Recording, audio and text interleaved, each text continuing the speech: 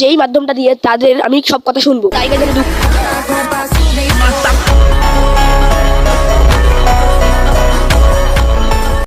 আমি guys myself is solution আর welcome to my another video. আজকের ব্লগটা অনেক ইন্টারেস্টিং হতে চলছে, কারণ আমরা এই ব্লগটার মধ্যে একটি ট্যুর দিচ্ছি, আর এই ট্যুরটার মধ্যে আমরা কতটা মজা করছি সব দেখতে পারবা এই ভিডিও। তো বেশি কথা না বলে এই ভিডিওটি শুরু করি, চলো। তো গাইজ চলো ভিডিও শুরুতে সবার সাথে পরিচয় করে নাও।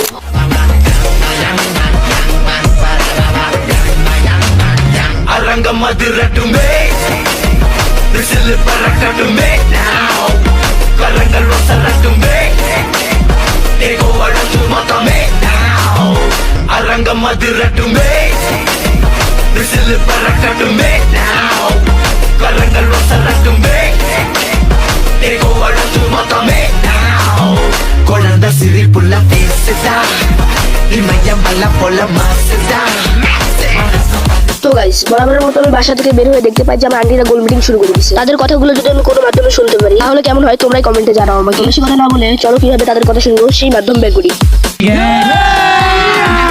अभी मजा आएगा ना भिड़ो।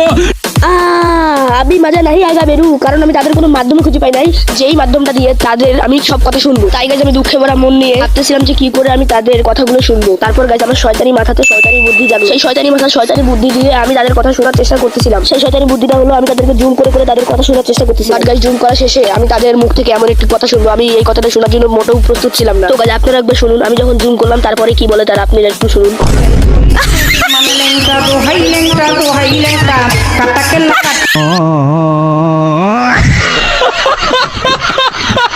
যাই হোক গাছ একটু দুষ্টমি করলাম। তারপরে এই গাছ আমার আঙ্কেলের বাসার উদ্দেশ্যে রওনা দিলাম। তো আমি এই সুন্দর রাস্তাগুলোর দৃশ্য উপভোগ করতে করতে যাচ্ছি। তো চলো তোমাদেরকে একটু রাস্তাগুলো দেখাই।